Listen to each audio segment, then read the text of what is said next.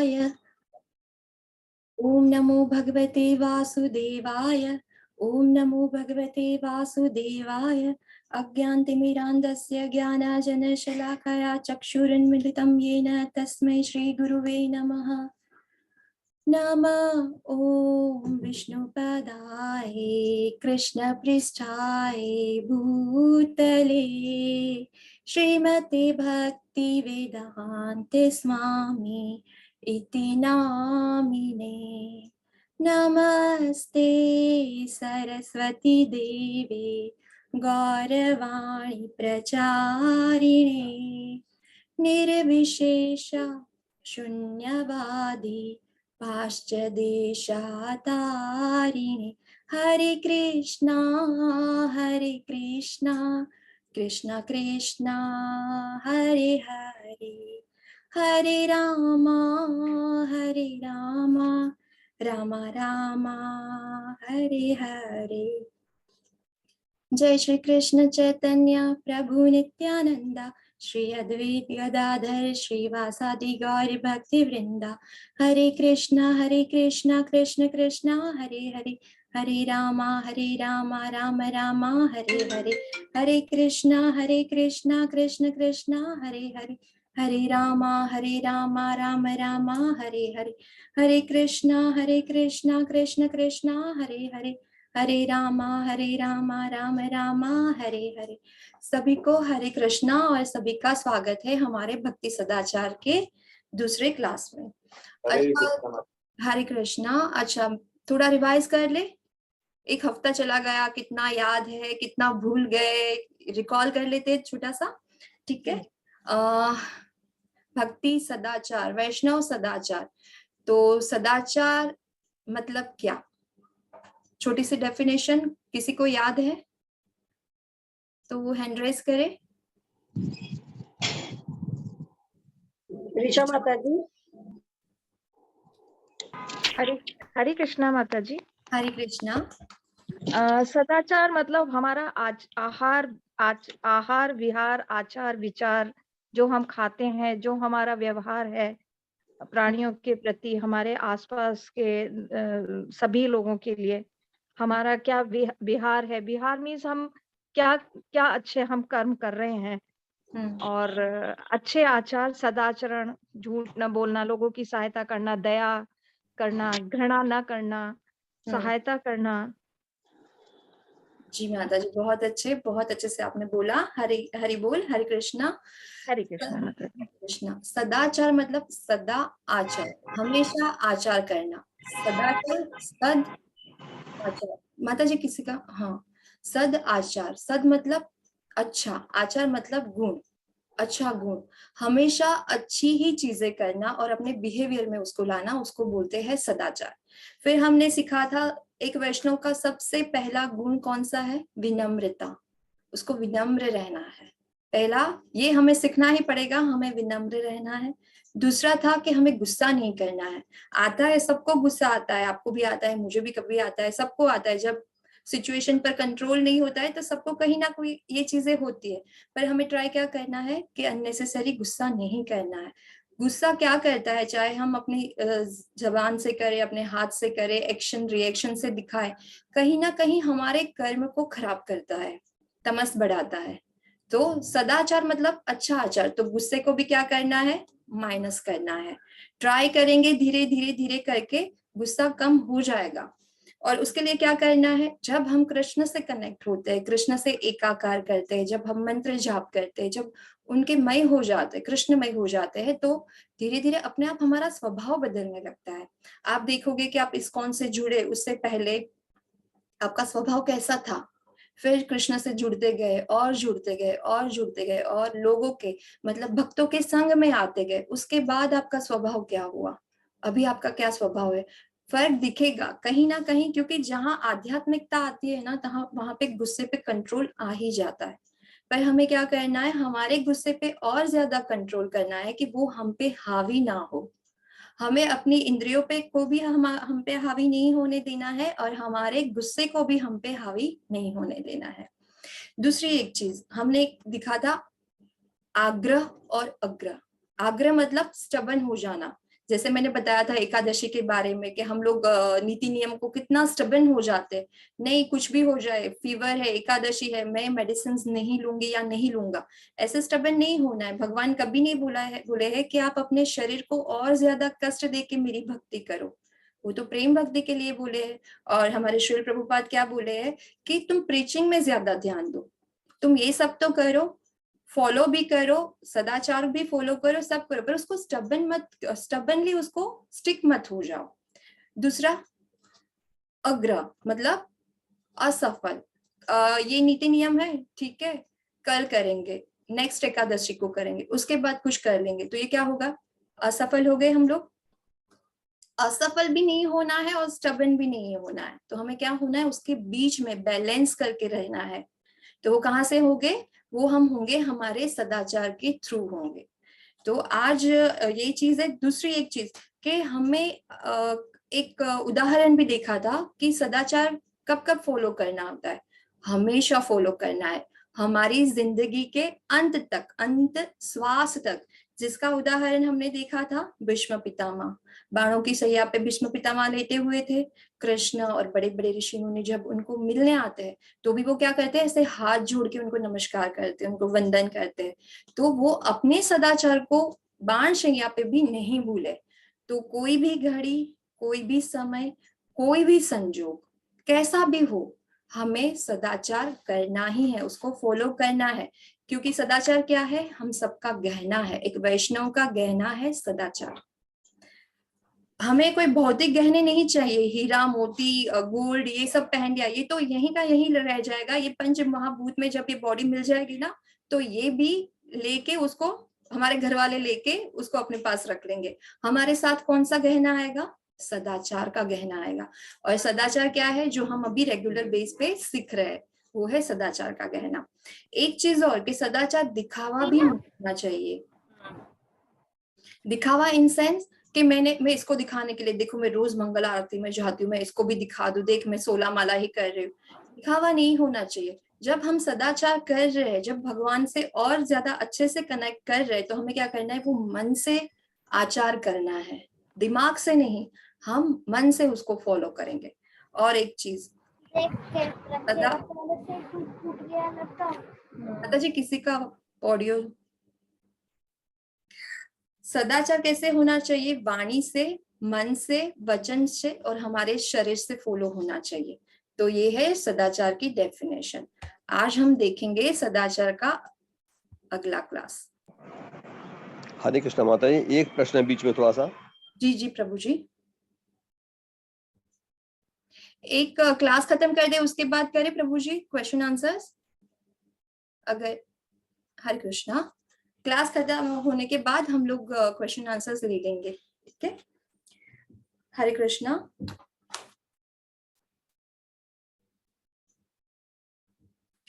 चैतन्य चरितामृत में श्री चैतन्य महाप्रभु जी ने क्या कहा है कि वैष्णव सदाचार का पालन वास्तव में एक आभूषण है, वो हमारा श्रृंगार है, जो भक्तों को भगवान और संसार की दृष्टि में बहुत सुंदर और आकर्षण बनाता है।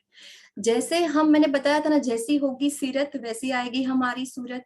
तो जैसे हम आचरण में कुछ लाते हैं, हमारे कर्म अच्छे होंगे तो कहीं ना कहीं हमारे फेस पे ग्लो आना है, हमारी वाणी में मृदुता आनी है। तो जब सदाचार करेंगे, सिर्फ कृष्ण का स्मरण, कृष्ण के बारे में चीजें करनी और उसको हम फॉलो करेंगे, तो हम क्या कर रहे हैं, कहीं ना कहीं वो आभूषण अपने अंदर पहन रहे हैं, अपने शरीर पे नहीं, अपनी आत्मा पे वो आभूषण हम डाल रहे हैं। और शरीर तो यहाँ मिल जाना है पंच महाभूत में, आएगा क्या, आएगा सिर्फ और सिर्फ हमारी आत्मा परमात्मा से मिलने।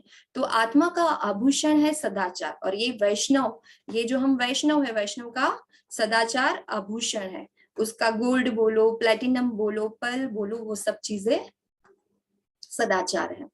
अब कृष्ण भावना का सार क्या है, वैष्णव आचरण, वैष्णव सदाचार, भक्ति सदाचार।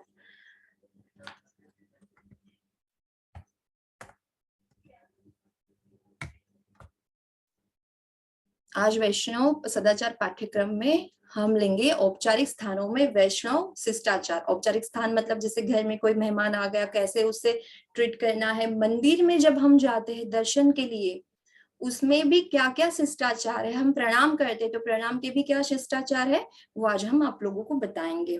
अब कृष्ण भावना का सार क्या है? वैष्णव आचरण। भक्तों का जीवन कैसा होना चाहिए?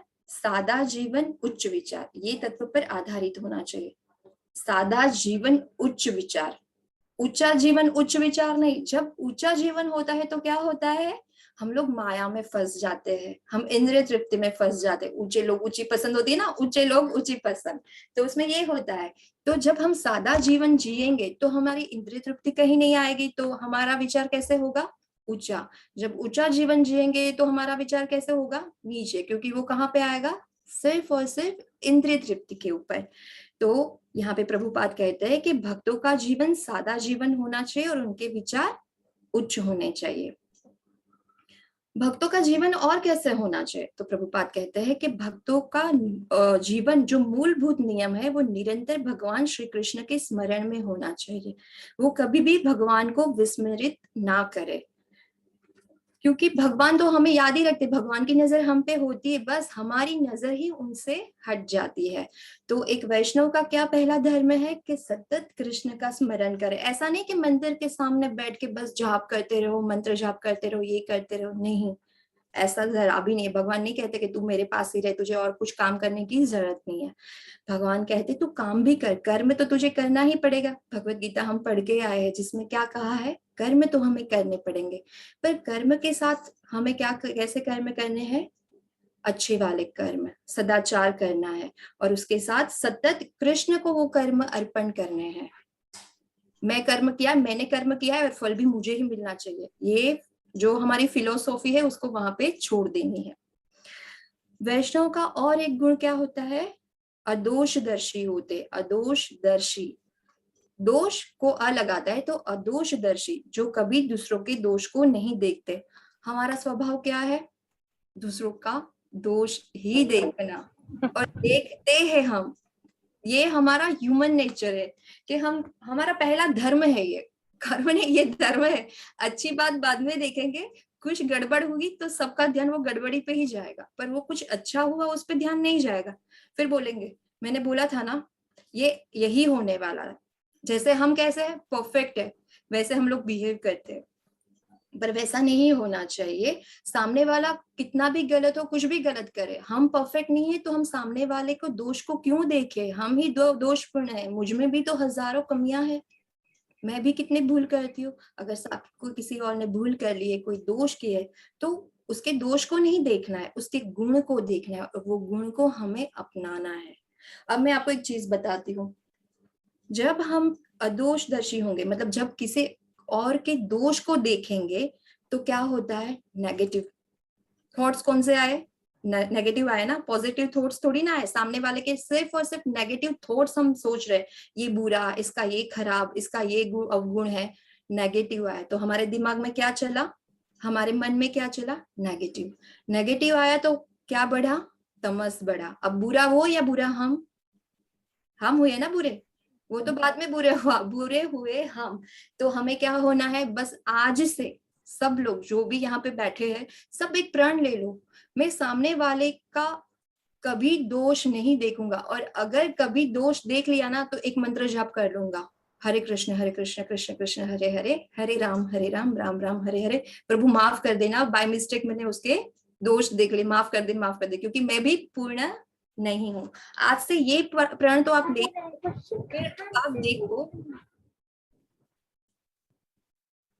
फिर आप लोग देखो कि आपकी लाइफ में क्या क्या चेंजेस आते हैं, क्योंकि हमें खुश, एकदम खुश रहने लगेंगे जब सामने वाले का कुछ नेगेटिव देखेंगे नहीं, नेगेटिव दिमाग में नहीं आएंगे, सोच नहीं आएगी, तो हम पॉजिटिव ही रहेंगे। उसके गुण को देखा तो पॉजिटिव हुए, तो हमें क्या करना है? अदोषदर्शी होना है। और आज से, अभी से हम सब ट्राई करेंगे अदोषदर्शी होने की। सदाचार मतलब सत्य आचरण, उसके बिना हम कभी सफल नहीं होंगे। अगर जिंदगी में सफल होना है तो सत्य का आचरण हमें करना ही पड़ेगा, और ये क्लास उसके लिए ही है। शिष्टाचार के बिना यदि किसी ने वेदों के सभी अंगों का अध्ययन भी क्यों न किया हो, फिर भी वह शुद्ध नहीं हो सकता है। हमने बहुत शिष्टाचार, हम बोलेंगे हमने शिष्टाचार पढ़ा, हमने वेदों को पढ़ा है, हमने शास्त्रों को पढ़ा है, हमने पढ़ाया भी है पढ़ा भी है पर हमने अपने आचरण में नहीं लाया है, तो कोई मतलब है? जब मरेंगे तो ज्ञान थोड़ी ना साथ में आएगा, साथ में क्या आएगा? हमारा आचरण। हमने कौन से कर्म किए वो आएंगे। बोलने से कर्म नहीं होते, जब उसको एक्शन में लाएंगे तब वो कर्म होंगे। तो यहाँ पे यही कहते हैं कि शिष्टाचार का पालन न करने वाला यदि सभी शास्त्रों में पारंगत वैष्णव क्यों ना बन जाए, पर उसने अपने पालन में नहीं लाया है तो मृत्यु के समय उसका समस्त ज्ञान नष्ट हो जाएगा। अब अगर हम एक अच्छा आचरण करते हैं तो आप सोचो, यहाँ पे श्री प्रभुपाद कहते हैं कि अगर अच्छा आचरण करते हैं तो क्या होगा? आप भगवान के नजदीक जाओगे, एक अपने बिहेवियर में पूरी पॉजिटिविटी लेके आओगे। तो अच्छा आचरण क्या देगा? यश देगा, ऐश्वर्य देगा, आयु आदि की वृद्धि करेगा और हमारे जितने भी दोष है उसको नाश करेगा।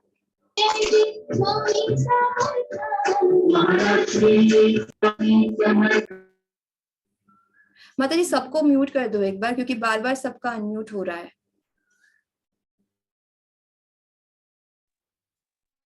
हरे कृष्ण माता जी, अनम्यूट करें। हाँ, हरे कृष्णा। श्री प्रभुपाद कहते कि वैष्णव की क्या पहचान है? माता जी स्लाइड चेंज नहीं हो रहा है। हाँ, वो अभी करूंगी। हाँ, वैष्णव, श्री प्रभुपाद कहते हैं कि वैष्णव की क्या पहचान है? तो वह एक सभ्य व्यक्ति होता है। सभ्य मतलब कितना? संस्कारी होना, सरल होना और सदाचार का पालन करना। यह भक्ति की डिग्री दिखाता है। भगवान विष्णु को लाइव में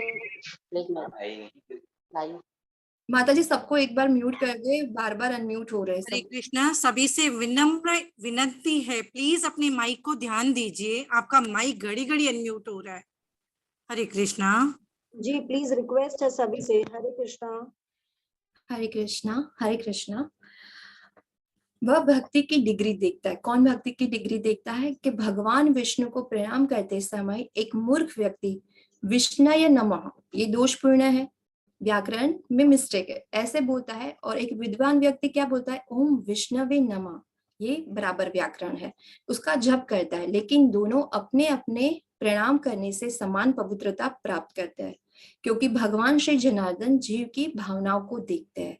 दूसरे शब्दों में वे भक्ति की डिग्री देखते हैं, या दूसरे शब्दों में वे उसी के अनुसार परिणाम देते हैं। वे किसी के मूर्ख या बुद्धिमान होने पर परिणाम नहीं देते।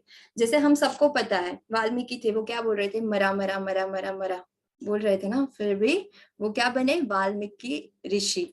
वैसे यहाँ पे जैसे हम विष्णु नमः बोलते हैं, कोई है मूर्ख व्यक्ति जिसको व्याकरण नहीं आता है, विष्णु नमः बोलता है, दोषपूर्ण हुआ व्याकरण, पर उसका भाव बहुत अच्छा है। भगवान के साथ वो एकाकार हो गया, वो सिर्फ मन में किसको देख रहा है? कृष्ण को देख रहा है। तो भगवान बोलते हैं कि अगर ऐसे व्यक्ति ने भूल भी की है तो भी मैं उसके भाव देखूंगा, तो भी मैं उसके भाव देखूंगा।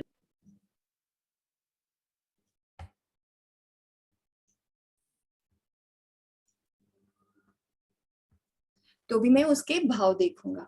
और जब बुद्धिमान व्यक्ति है वो बोलता है ओम विष्णवे नमः, ओम विष्णवे नमः, उसका व्याकरण बहुत अच्छा है, पर मन में दोष है, तो उसको कौन से भाव का फल मिलेगा? तो भगवान कहते हैं मूर्ख हो या बुद्धिमान, अगर भक्ति मन से की है तो उसके हिसाब से उसको फल मिलेगा।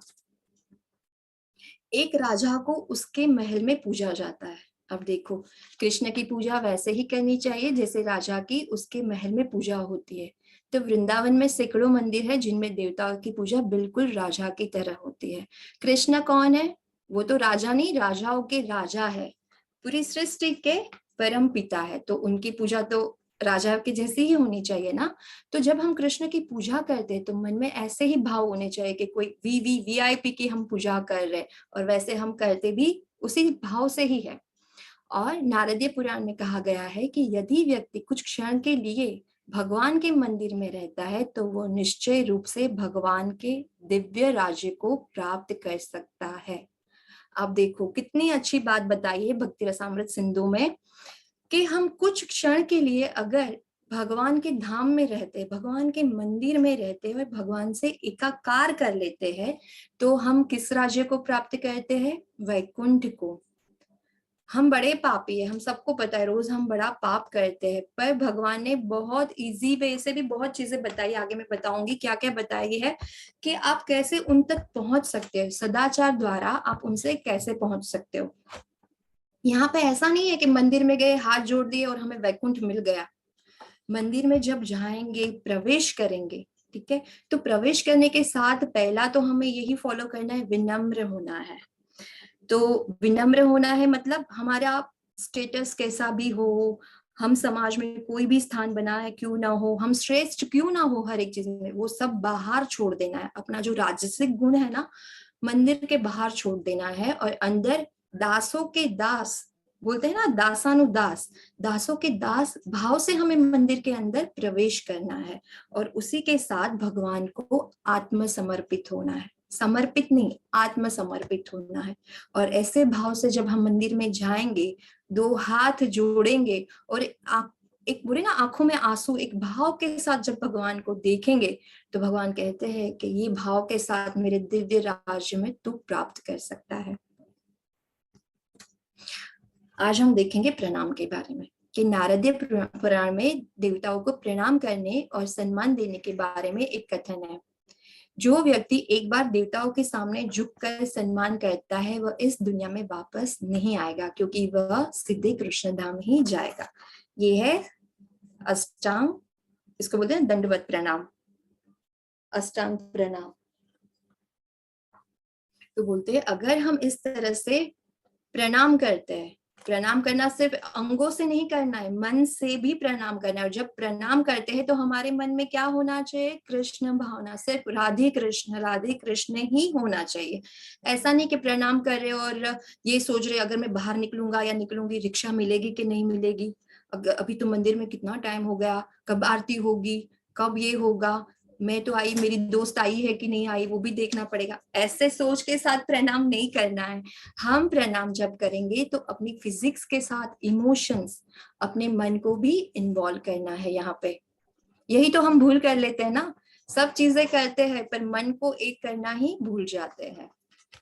अब प्रणाम के प्रकार, हरिभक्ति विलास में दंडवत प्रणाम करने की भी प्रक्रिया का वर्णन है। अष्टांग ये है दंडवत, और उसको बोलते हैं अष्टांग प्रणाम भी बोलते हैं। अष्टांग मतलब 8 अंग से प्रणाम करना।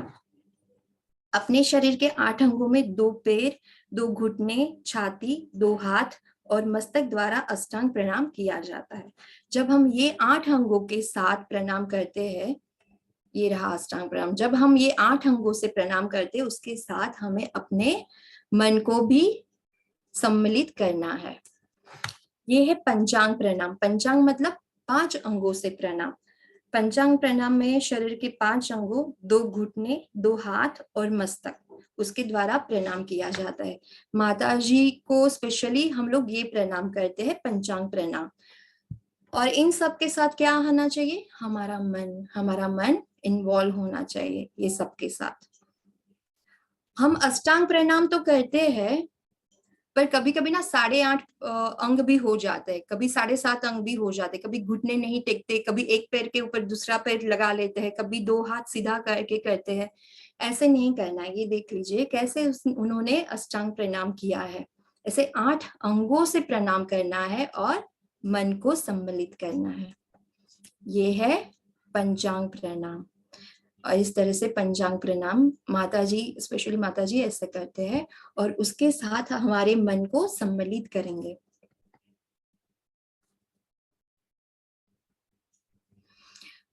अब जब प्रणाम करते हैं तो प्रणाम करने के टाइम पे हमें क्या करना है, इधर उधर मन को नहीं भटकाना है, मन को सिर्फ कृष्ण में ही लगाना है, तब जाके एकाकार होगा।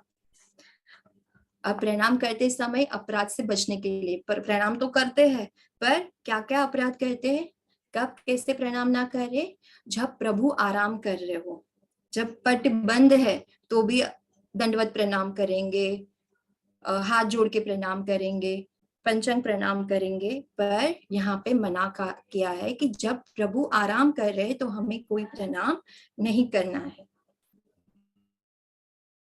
फिर दूसरा है केवल एक हाथ से। बहुत लोगों को आदत होती है ना ऐसे हाथ ऐसे चेस्ट पे रख के इनको प्रणाम करते, क्यों 2 हाथ जोड़ने में क्या हो रहा है, दो हाथ जोड़ के अगर हम सामने वाले को सम्मान दे रहे, मान दे रहे, हम भाव प्रकट कर रहे, तो दो हाथ को एक होना जरूरी है। तो केवल एक हाथ से अगर हम प्रणाम करते हैं तो वो भी अपराध माना जाता है।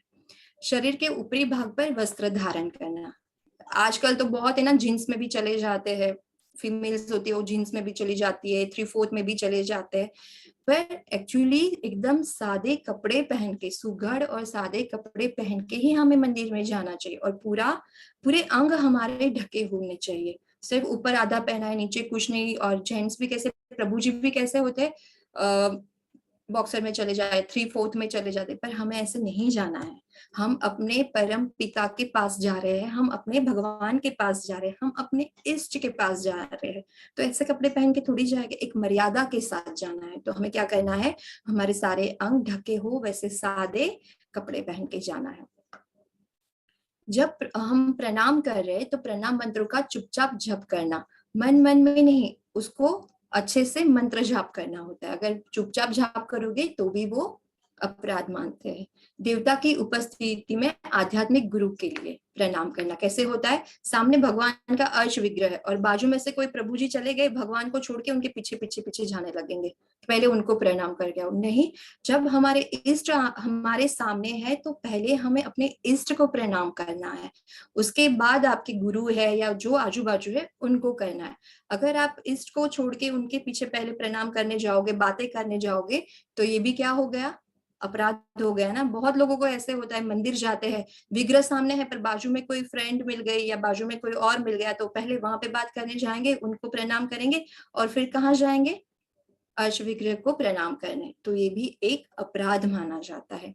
श्री प्रभुपाद या गुरु की दीक्षा में पैरों की ओर इशारा करते हैं। हम देखते हैं ना मंदिर में कि राधा कृष्ण की मूर्ति के सामने श्री प्रभुपाद की मूर्ति होती है, तो एकदम सीधा दंडवत करते कि पैर किसके पास आएगा, श्री प्रभुपाद के पास। तो कभी पीठ या पैर प्रभुपाद के पास या फिर राधा कृष्ण के सामने नहीं आना चाहिए, वैसे हमें प्रणाम करना है।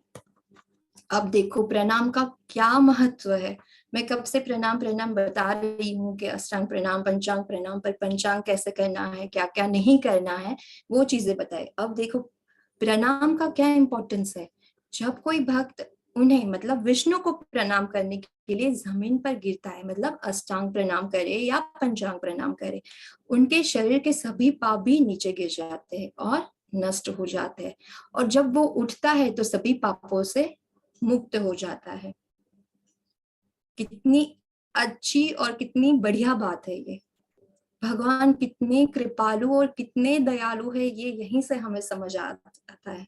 हम बड़े स्टबन है, बड़े बोले ना भौतिकवादी है, भगवान को भूल के यहाँ पे आए हुए हैं, फिर भी भगवान हमें बुलाने के लिए कि घर पे चलो, उसके लिए कितने इजी सदाचार दिए हैं कि जब हम अष्टांग प्रणाम करें, पंचांग प्रणाम करें, और वो प्रणाम करने के साथ मन को अपने पिता के साथ एकाकार कर ले, अब कृष्णमय हो जाए, विष्णुमय हो जाए, और गिरेंगे तो सोचो शरीर के, मन के, काया मन वचन के सारे पाप गिर जाएंगे और सारे नष्ट हो जाएंगे।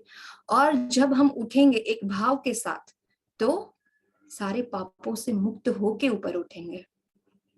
अब आज से जब भी आप मंदिर में जाओ, अपने घर में प्रणाम करो, तो ये भाव के साथ करिएगा।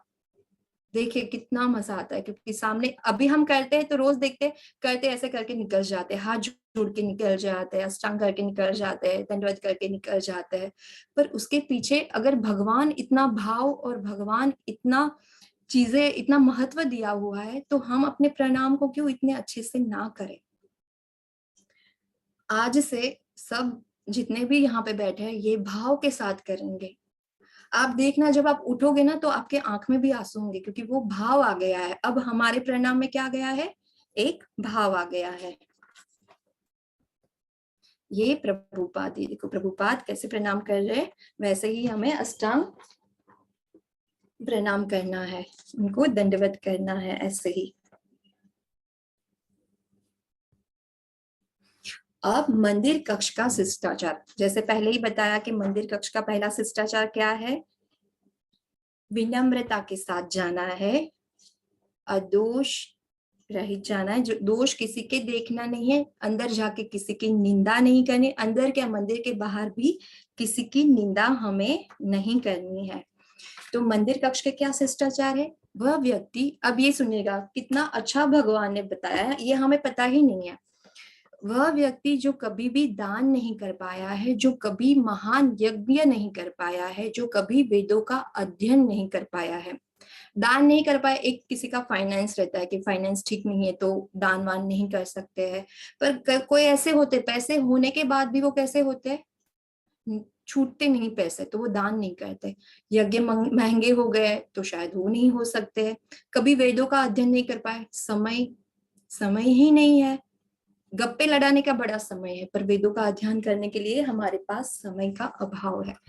तो अध्ययन नहीं कर पाए, कभी भगवान की पूजा भी करने के लिए सक्षम नहीं है। तो अन्य शब्दों में यहाँ तक कि जिसने कोई भी पवित्र कार्य नहीं किया है, वो भगवान के राज्य में प्रवेश करने के योग्य हो जाएगा। भगवान का राज्य मतलब क्या? हमारा घर, वैकुंठ, वहां पे जाने के लिए हम योग्य हो जाएंगे यदि केवल मंदिर में रखे हुए चरणामृत को हम पीते हैं। चरणामृत, अब सोचो कितनी बड़ी बात है ये। चरणामृत मतलब भगवान के अभिषेक के पश्चात प्राप्त जो होता है सुगंधित जल, वो उसका आदर पूर्वक हमें सेवन करना चाहिए। चरणामृत का सेवन इतना प्रबल है, मैं आपको बताती हूँ कि इतना प्रबल है कि जीव हत्या के समान, अगर कितने लाखों पाप भी किए हैं तो चरणामृत के सेवन से वो नष्ट हो जाते हैं। पर एक चीज याद रखना है कि वो जो उसकी बूंद है वो जमीन पर नहीं गिरनी चाहिए, और ये नियम हरि भक्ति विलास में दिया हुआ है, वो ग्रंथ में दिया हुआ है, और इसका आदर से आप लोगों को सेवन करना चाहिए। भगवान को जैसे वस्त्र पहनाने के पूर्व प्रातः काल में सुबह स्नान कराते समय चरणामृत बनाया जाता है, जिसमें सुगंधित फूल, जल वो समर्पित के अंदर मिलाया जाता है। पद्म पुराण में वर्णित है कि जिस व्यक्ति ने कभी दान नहीं किया, यज्ञ नहीं किया, वेदों का अध्ययन नहीं किया, कुछ भी अच्छा काम नहीं किया है, उसका कोई पुण्य ही नहीं है, पर चरणामृत का केवल पान करने से भगवान धाम में जा सकते हैं, वो अधिकारी बन सकते हैं। श्री राधा कृष्ण पादोदकम प्रेम भक्ति मुदा भक्ति भाविनवे पित्वा शिरसाधार्याम यहम। इसका क्या मतलब है कि यह जल मतलब चरणामृत श्री राधा कृष्ण के चरण कमल से आया है, अतः यह हमें प्रेम भक्ति का प्रदान करता है। हमें पता है राधा कृष्ण किसके सिंबल है? प्रेम के, भक्ति के। वो क्यों आए थे धरती पे? प्रेम सिखाने के लिए। तो ये प्रेम भक्ति प्रदान करता है, और इस प्रकार हमें आनंदित तथा भक्तिमय होकर इस चरणामृत का सेवन करते हैं, और इसमें हम अपने मस्तक में भी धारण करते हैं। हमें क्या करना है? चरणामृत के उसको मस्तक में धारण करते हैं। अभी तक हमें क्या था कि चरणामृत पीने से क्या होता है? हमारी बुद्धि निर्मल होती है, यही सबको यही था ना कि बुद्धि निर्मल होती है। पर सोचो चरणामृत पीने से क्या क्या चीजें होती है? जो दान नहीं कर पाए, महान यज्ञ नहीं कर पाए, वेद नहीं कर पाए, वेदों का अध्ययन नहीं कर पाए, कोई भी अच्छा पुण्य नहीं कर पाए, जिसकी वजह से अब भगवत धाम तो नहीं जा सकते। पर चरणामृत पीने से, और पिएंगे जाएंगे इसलिए रोज रोज वही भाव से नहीं पीना है, पर भगवान का प्रसाद है, वो भाव से मन से अगर हम पीते हैं तो हम किसको प्राप्त करते हैं? भगवत धाम को प्राप्त करने के अधिकारी हो जाते हैं। भगवान ने बहुत छोटे छोटे सदाचार दिए हैं, और हमें अपने घर वापस जाने के लिए इजी रास्ता बना दिया है कि भाई ऐसे नहीं तो ऐसे करके आ जाओ, ऐसे नहीं तो ऐसे करके आ जाओ। भगवान ब्रह्मा नारद से कहते हैं कि हे मेरे प्यारे नारद, जो कोई भी अपने गले में फूलों की माला रखता है जो पहले कृष्ण द्वारा इस्तेमाल किया गया था, वह सभी बीमारियों और पाप पुण्य गतिविधियों के प्रति प्रतिक्रिया से मुक्त हो जाता है, और धीरे धीरे वह पदार्थ के दूषित होने से मुक्त हो जाता है। कितनी बड़ी बात है ये सोचो कि यहाँ पे क्या कहा गया है कि ये स्कंद पुराण में ब्रह्मा जी ने बोला था नारद से कि भगवान को जो चढ़ाया हुआ माला है, फूलों की माला, अगर वो कोई व्यक्ति अपने गले में धारण करते हैं तो वो समस्त रोगों और पाप कर्मों से, और पाप कर्म के जो फल है उससे मुक्त हो जाते हैं, और पदार्थ के कल्मश से क्रमशः धीरे धीरे धीरे वो छूट जाएंगे। मनुष्य को अर्श विग्रह को अर्पित की गई पुष्पमालाएं पहननी चाहिए। इस संदर्भ में श्रीमद् भागवतम में भी कृष्ण से किसने बताया था पता है? उद्धव कहते हैं कि हे कृष्ण, मैंने आपके द्वारा प्रयुक्त और भोगी गई सारी वस्तुएं यथा फूलों की मालाएं, साधुओं के वस्त्र, अलंकार वस्तुएं ग्रहण कर ली है और मैं आपके उच्छिष्ट भोजन को ही खाता हूँ क्योंकि मैं आपका तुच्छ दास हूँ। इस तरह मुझे विश्वास है कि भौतिक शक्ति माया का जादू मुझ पर नहीं चलेगा। देखो एक और भी चीज है, जब भगवान की पहनी हुई कुछ चीजें हम अगर पहनते हैं तो उसका सबसे बड़ा बेनिफिट क्या है? माया हमें कभी नहीं छुएगी। इससे अच्छा और क्या होगा कि माया हमारे निकट ही नहीं आएगी। तो इसके देखो 2-3 अच्छे बेनिफिट भी है। वो माला पहनते हैं तो एक तो हम क्या होते हैं, जो बीमारी है वो भी निकल जाएगी, पाप है उससे भी मुक्त हो जाएंगे, और दूसरा क्या है कि हम भगवत धाम जाने के लिए भी हम लोग क्या होंगे, अधिकारी हो जाएंगे। अब आरती, यदि कोई आरती करते समय भगवान का चेहरा दिखता है तो वह कई हजारों और लाखों वर्षों से आने वाले सभी पापों से मुक्त हो सकता है, यहाँ तक कि उन्हें ब्राह्मण की हत्या या उस तरह के निषिद्ध गतिविधियों से भी छूट दी जाती है। आप सोचो, आरती करते समय भगवान का चेहरा देखना, सिर्फ भगवान के अर्श विग्रह का हम चेहरा देखते हैं तो कितने पाप से मुक्त हो जाते हैं। शाम की आरती करते हैं, सुबह की भी हम दर्शन आरती करते हैं, पर मेरे हिसाब से मंगला आरती करनी चाहिए क्योंकि सुबह 4 बजे की 4:30 बजे की जो ब्रह्म मुहूर्त की आरती है और उठ के हम फ्रेश होके भगवान के सामने देखते हैं और वो जो हम वाइब्स लेते हैं भगवान का चेहरा देख के, तो वो हमें हजारों लाखों वर्षों से आने वाले सभी पापों से मुक्त हो सकता है। हम सब सुबह उठ के बैठ जाते हैं, दर्शन आरती में भी जाते हैं, संध्या आरती में भी जाते हैं, पर भगवान के मुख आरती समय उनके मुख देखने का क्या इंपॉर्टेंस है हमें तो पता ही नहीं है। बस जाना है, जाते हैं, दर्शन करके वापस आ जाते हैं, यही रहता है हमारा। पर इसका क्या इंपॉर्टेंस है, महत्व क्या है, हमें पता ही नहीं। अभी आपको पता चला ना कि इन सब के पीछे का क्या महत्व है, क्यों प्रभुपाद बोलते हैं कि ये सब फॉलो करो, क्यों हम सब बोलते हैं कि हमें भी ये सब चीजें फॉलो करनी चाहिए, आपको भी फॉलो करनी चाहिए और मुझे भी फॉलो करनी चाहिए, क्योंकि इन सब के पीछे कुछ ना कुछ लॉजिक है, कुछ ना कुछ पाप से मुक्ति है, कुछ ना कुछ हमारा ही उद्धार है। तो जब ये सब भी करेंगे, और पता है एक चीज और कि जब आरती चालू है तो कभी प्रदक्षिणा नहीं करनी चाहिए। आरती चल रही है तो आरती में ही खड़ा रहना चाहिए, आरती करने के समय बैठना भी नहीं चाहिए, खड़े हुए ही आरती। हाँ कुछ है प्रॉब्लम और हम खड़े नहीं रह सकते हैं तो बैठ जाए, पर आप सक्षम हो आरती में खड़े रहने के लिए तो आरती हमेशा खड़े रह के करनी चाहिए। और जब आरती चालू है तो चालू आरती में बोलो चलो सब बहुत भीड़ है तो पहले हम लोग प्रदक्षिणा करते हैं, वैसा नहीं करना चाहिए। भगवान बोलेंगे तू शांति से पहले आरती कर और मुझे भी करने दे, उसके बाद प्रदक्षिणा करना। तो पहले हम सबको आरती कर लेनी है, उसके बाद प्रदक्षिणा करेंगे। विभिन्न प्रकार के जैसे उत्सव मनाए जाते हैं, कृष्ण जन्म दिवस, राम जन्म दिवस, और भी प्रमुख वैष्णव का जन्म दिवस होता है, तब भगवान की झूलन यात्रा और डोल यात्रा जो मार्च महीने में निकलती है, उनकी लीलाएं की, ये सारे उत्सव में भगवान को रथ पर बैठाकर रथ को पूरे शहर में, पूरे गांव में ऐसे रास्ते में लेकर होते होते गोल घूम के वो मंदिर में वापस आते हैं। इसके पीछे का रहस्य आपको पता है क्या है कि ये जो दर्शन निकलते, भगवान का रथ निकलता है, वो सबको दर्शन करना ही चाहिए। भविष्य पुराण में कहा गया है कि यदि ऐसे उत्सव में चांडाल भी उत्सुकतावश हो और रथ आसीन भगवान का दर्शन करता है तो उसकी गिनती विष्णु के संगिनियों में आती है। कितना भी पापी हो, कैसा भी हो, पर उसने भगवान का रथ के साथ दर्शन कर लिया। अभी आएगी हमारी जगन्नाथपुरी की रथ यात्रा, तो हमें अगर दर्शन कर लेते, कितना भी बड़ा पापी हो और उसने दर्शन कर लिए, तो वो हर एक पाप से मुक्त हो जाएगा और वो क्या माना जाएगा, विष्णु के संगियों में से उनकी गिनती होगी। कितने दयालु है हमारे भगवान, देखो क्या क्या चीजें बनाई है कि तुम ये नहीं, तुम ये करोगे तो भी तू मुझे पाएगा, तू ये नहीं तू ये भी कर तो भी तू मुझे ही पाएगा। अभी मंदिर में आने वाले किसी भी भक्त को हमेशा देवताओं को कुछ न कुछ फल, फूल, धूप आदि अर्पित करना चाहिए। यदि कोई नकद में कुछ भी नहीं दे सकता तो उसे कुछ और अर्पित करना चाहिए। भारत में ये प्रथा है कि सभी देवियों और सज्जनों को सुबह मंदिर में दर्शन करने आते हैं, वे बहुत सी चीजें लाते हैं।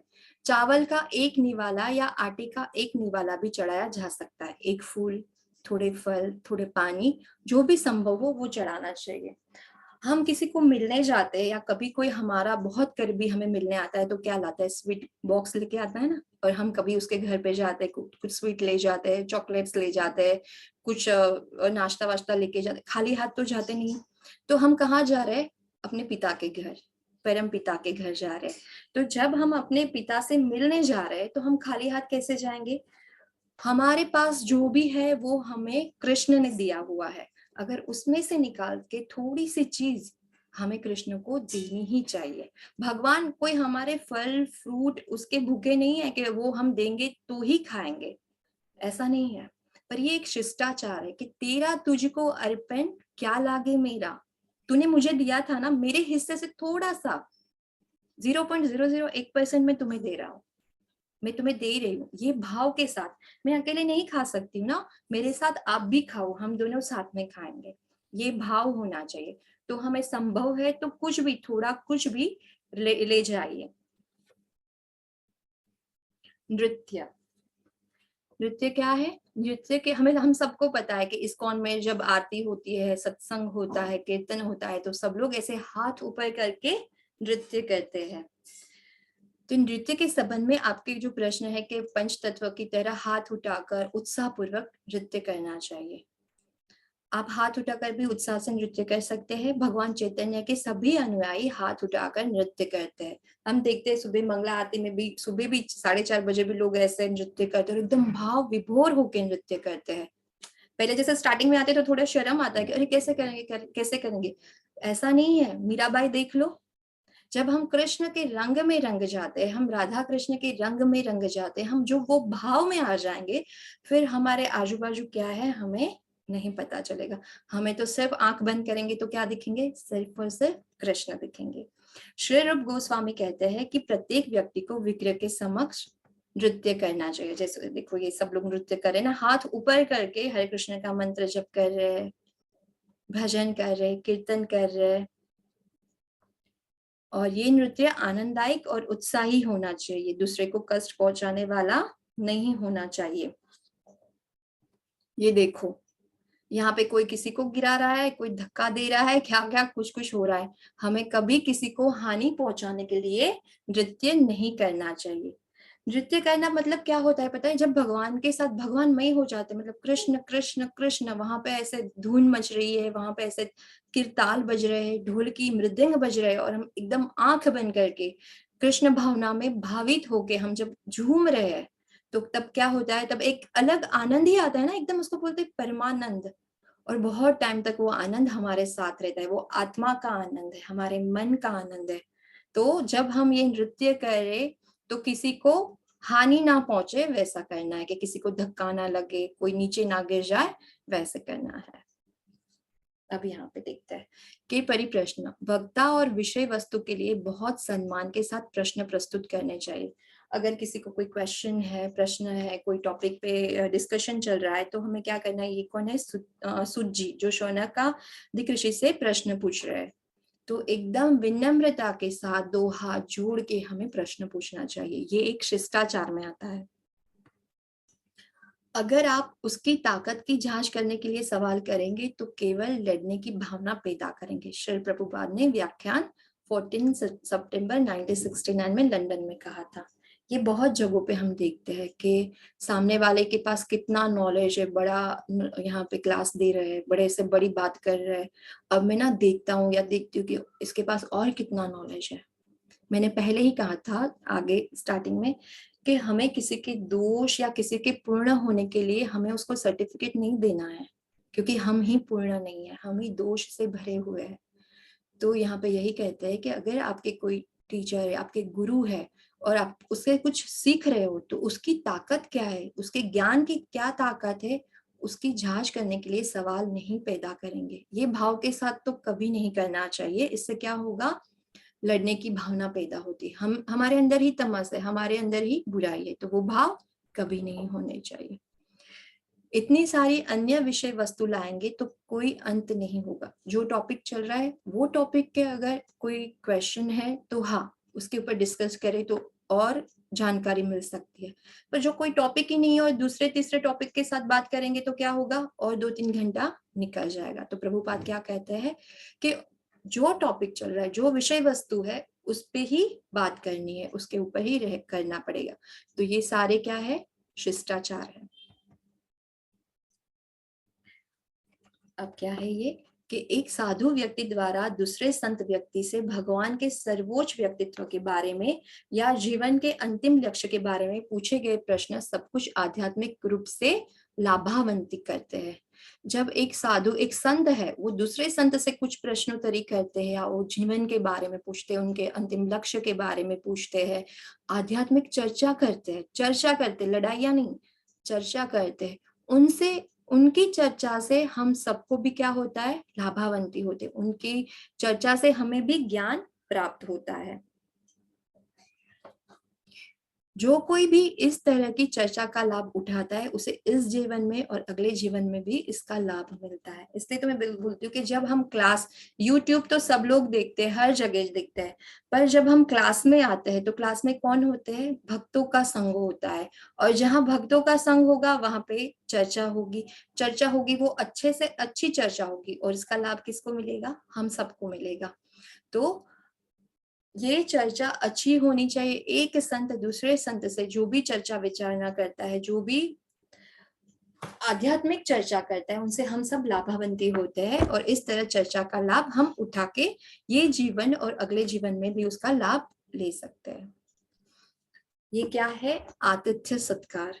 कृष्ण सुदामा के कैसे आतिथ्य सत्कार करेंगे, अभी उसके बारे में मैं बताऊंगी। कि ये सबको, हम सबको स्टोरी पता है कि जब सुदामा कृष्ण से मिलने आए थे तो कैसे दौड़ते दौड़ते भागते हुए उनको लेने गए थे, फिर घर अंदर लाके उनके पैर धो रहे थे, और बहुत अच्छे से आगता स्वागता की थी। तो उसके बारे में बात करें। संस्कृत शब्द अतिथि का अर्थ है कि बिना अतिथि के अथवा अनपेक्षित मेहमान। बिना अतिथि के आए वो होते हैं अतिथि। वह भगवान का ही प्रतिनिधि माना जाता है कि अतिथि देवो भव। ये हमारी संस्कृति कहती है हमें कि अतिथि देवो भव। इनका आना भगवान के द्वारा भक्तों की परीक्षा ही है। भक्तों को प्रत्येक परिस्थिति में सेवा करने के लिए तत्पर रहना चाहिए। ये भाव से अतिथि की सेवा करनी चाहिए। स्वागत शिष्टाचार यह कहता है कि एक गरीब आदमी जिसके पास अपने मेहमान को देने के लिए कुछ भी नहीं है, गरीब है, कुछ भी नहीं है, पर पुलाव मतलब फूस की चटाई, पीने के लिए एक गिलास पानी और कुछ मीठे शब्द, बोलते ना वाणी बिगाड़ती भी है और वाणी अच्छा भी करती है, तो मीठे शब्द देने के लिए बहुत पर्याप्त है। अतः अतिथि का स्वागत करने के लिए चाहे वो मित्र हो या शत्रु, कोई खर्च नहीं है। यहाँ केवल अच्छे शिष्टाचार का प्रश्न है। जब हमारे घर कोई आता है तो क्या है, अतिथि देवो भव, भगवान हमारे घर आए हैं, और बोलते ना जैसे आते हैं उनका आदर सत्कार बहुत अच्छे से करना चाहिए। चटाई बिछा, गरीब है, कुछ नहीं, कोई बात नहीं, चटाई बिछा दो, पीने के लिए पानी दो, कैसे हो, कैसे आना हुआ, और अच्छे अच्छे मीठे शब्दों से उनका स्वागत करो। उसको भी कितना अच्छा लगेगा। जो भी अगर धूप में आया है, थकान है, तो भी वो चली जाएगी। अगर देखेंगे कि दोपहर को 12-1 बजे कोई आया तो पहले ये दिमाग में ये आएगा, खाना तो सारा बन गया है, अभी ये आया तो और खाना बनाना पड़ेगा। ये सोच कभी नहीं आनी चाहिए। तो अतिथि सेवा मंदिर की सेवा के बराबर है। अगर कोई हमारे घर 12 बजे आता है, 1 बजे आता है, तो ये सोचना चाहिए कि भगवान मेरे घर के द्वार पे आए हैं। उसको बहुत अच्छे से शिष्टाचार से उनको अंदर बुलाना चाहिए, पानी देना चाहिए, खाने के लिए अगर आपने खाना भी खा लिया फिर से बनाए और उनको दीजिए। यही तो भगवान हमारी परीक्षा करते हैं हमेशा कि ये लोग कितने पानी में है। भगवान भगवान करते रहते, सब चीजें करते रहते, पर उनके शिष्टाचार में ये चीज है कि नहीं। तो अतिथि सेवा भी शिष्टाचार का ही एक रूप है। तो हमें इस तरह से ही उनकी स्वागत करना है। अतिथि का स्वागत करना। श्री प्रभुपाद के मेहमानों का स्वागत के बारे में बयान। वैष्णव मेहमानों को प्राप्त करने के लिए अनुपयुक्त तरीकों को दिखाया है, वो एक भूमिका निभाए कि जैसे वो आते हैं, अतिथि हमारे घर आए, अगर वो वरिष्ठ है तो हम अपने स्थान से उठ के उनको अपने स्थान में बिठाए, उनको जैसे बोलते हैं ना प्रणाम करते हैं, फिर वस्तु अर्पण करते हैं, पानी देते हैं। और कोई गुरु आया है हमारे घर पे, गुरु आए हैं, कोई बड़े और वरिष्ठ आए हैं, मंदिर से कोई आया है, तो हम क्या करते हैं, उनको अंदर बिठा के उनके पैर धोते हैं, तिलक करते हैं, चंदन का लेप करते हैं। ये सब चीज भी हमारे अतिथि सत्कार में आती है। मेहमानों के स्वागत करने के लिए दिशा निर्देश, बैठने की जगह प्रदान करें, उनको प्रणाम करें, कैसे हो, कैसे आना हुआ ये बताएं, प्रसाद दे, जैसे कुछ भी बनाया है वो उनको दे, मधुर वचन में अर्पित करें, मुंह खराब करके नहीं देना है, अच्छे मुंह से, अच्छे विचार से उनको देना है, एक स्माइलिंग फेस के साथ देना है। बाहर स्माइलिंग फेस है और अंदर कितना बोल रहे हैं, अभी ही आना था क्या, अभी मुझे बाहर जाना था, अभी क्यों आए, बाहर तो हम बाद में ही जा सकते हैं ना। आपसे कुछ चीजें प्रेम है तभी तो वो आपके घर आए, बिना तिथि के आपके घर आए, मतलब भगवान आपके घर आए। ब्राह्मण या सन्यासी अतिथि की पूजा करे, जैसे ब्राह्मण है, सन्यासी आ गए, गुरु आ गए, तो उनको उनके पैर धोने हैं, पंचामृत से धोने हैं, तिलक लगाना है, चंदन लगाना है, फूल की माला पहनानी है, वो करे। प्रतिवेश भी प्राप्त करे। मेजबानों को मेहमानों के बाद प्रसाद लेना चाहिए, जब मेहमानों को प्रसाद दे दिया, उनको खाना दे दिया, उसके बाद हम लोगों को खाना चाहिए। जब वैष्णव चले जाते हैं तो उन्हें कुछ दूरी तक उनका पीछा करना चाहिए, मतलब जब वो जाए तो बाहर तक उनको छोड़ने जाना चाहिए। ऐसा नहीं कि जहां बैठे थे और उठ के वो चले गए और हम वहां के वहां बैठ रहे, वो शिष्टाचार में नहीं आता है। जब भी कोई जा रहा है तो उसको उठ के दूर तक, थोड़ी दूर तक, मतलब घर से थोड़े बाहर तक उनको छोड़ने जाना चाहिए। इसलिए हम अपने शास्त्र से प्राप्त करते हैं कि आप अपने शत्रु को भी घर पर प्राप्त करेंगे, आप उसे इतने मित्रवत तरीके से प्राप्त करेंगे कि वो भूल जाएगा कि आप शत्रु हो। गृहे शत्रुम अपि प्राप्तम विश्वस्तम अकुतो भयम, उसे खुद को इतना गोपनीय महसूस करना चाहिए कि वह अपने दुश्मन के पास नहीं हो। अगर आपका कोई दुश्मन है जिसको आपसे पटती नहीं है, वैसे पटती बहुत है, सामने सामने आते हैं तो इतने मीठे वचन बोलते हैं, पटती बहुत है, पर जब सामने सामने आते हैं तो कैसे होता है, अरे ये मेरा दोस्त है, ये मेरे बाजू वाला है, पहले हम लोग साथ में रहते थे, बड़ी बनती थी, उसके बाद अंदर अंदर बंदी नहीं है, शत्रु है, दिमाग से शत्रु है, मन से नहीं, दिमाग से शत्रु है। अगर ऐसा कोई आपके घर पे आ जाता है, ठीक है, तो उसको एक शत्रु की तरह ट्रीट नहीं करना है, उसको एक मित्र की तरह ट्रीट करना है, उनको भी अच्छे से उनको वेलकम करना है, अंदर बिठाइए, पानी दीजिए और एक बहुत अच्छा सा आदर सत्कार करिए। ये आपका आचरण है। क्यों? हम भगवान के संतान हैं, कृष्ण की संतान है। कृष्ण ने क्या कहते हैं, शत्रु और मित्र दोनों में समभाव रखना है। तो हम क्या करेंगे, अगर शत्रु भी आया है तो उसको बहुत अच्छे से वेलकम करना है, अंदर बिठाएंगे, पानी देंगे, खाने के लिए पूछेंगे, तो वो भी एकदम शौक रह जाएगा, अरे ये तो ऐसे ऐसे कैसे बिहेव कर सकता है, ऐसे कैसे आतिथ्य सत्कार मेरा कर सकता है। पर ये हमें करना है, उनका व्यवहार और व्यवहार बहुत अच्छा होना चाहिए। जब हम उसके साथ ऐसे व्यवहार करेंगे ना, ऑटोमेटिक उसके मन में भी हमारे लिए क्या होगा, प्रेम जागृत होगा। नैतिकता यही है कि तुम कुछ भी हो, तुम मेरे घर आए हो, तुम कुछ भी हो। क्या कहते हैं नैतिकता, मतलब तुम कुछ भी मेरे दुश्मन हो, कुछ भी हो, पर तुम मेरे घर आए हो, तुम मेरे मेहमान हो, मेहमान मतलब मेरे भगवान हो, इसलिए मुझे तुम्हें हर तरह का आतिथ्य देना चाहिए। कोई बात नहीं तुम मेरे दुश्मन हो, कोई बात नहीं, अभी कोई दुश्मनी नहीं, तुम मेरे मेहमान हो, मेरे अतिथि हो। जब हम इस तरीके से व्यवहार करेंगे ना, तभी एक समाज में भी एक नैतिक रूप से कितना सुधार आएगा, आप देखना। वो भी दो जगह जाके बोलेगा, मेरी इसकी पट्टी नहीं है, पर मैं उसके घर गया था ना, इसने बहुत अच्छे से मुझे ट्रीट किया। कहीं पे भी नहीं लगा कि हम दोनों की नहीं बनती है। लेकिन वे इसको ये फील ही नहीं होने देना है कि भाई तू मेरा दुश्मन है, नहीं तू मेरा दोस्त है। उस तरीके से जब हम ट्रीट करेंगे तो हम क्या होंगे, उनके आदर्श बनेंगे। हमारा आदर्श चारित्र्य, आदर्श व्यवहार, आदर्श उपदेश, वो भी लोग क्या करेंगे, सराहना करेंगे। श्री प्रभुपाद की जय। तो यहाँ पे ये हमारा क्लास खत्म होता है। हरे कृष्णा कृष्ण कृष्ण हरे हरे, हरे रामा राम रामा हरे हरे। सभी को हरे कृष्ण माता जी। हरे कृष्ण माता जी। हरे कृष्णा, हरे कृष्णा। अगर किसी हैंड का हरे कृष्ण माता जी बोलिए। जी हैंड रेस कर ले, किसी का भी कोई प्रश्न हो माता जी से। आज मैंने जो बताया यहाँ पे वो क्या था, मंदिर का शिष्टाचार और आतिथ्य का सत्कार। मंदिर क्या होता है, साक्षात वैकुंठ होता है, भगवान का धाम होता है। चाहे वो हमारे घर का मंदिर हो या बाहर का मंदिर हो, वहां पे साक्षात कौन विराजते हैं, साक्षात वहां पे कृष्ण विराजते हैं, राधा कृष्ण विराजते हैं, तो वो वैकुंठ है। तो मंदिर की असली सुंदरता क्या है, भगवान का विग्रह है। कोई बताएगा कि मंदिर की असली सुंदरता क्या है, अगर किसी को पता है तो। लवलीन माता जी हरे कृष्णा। हरे कृष्णा।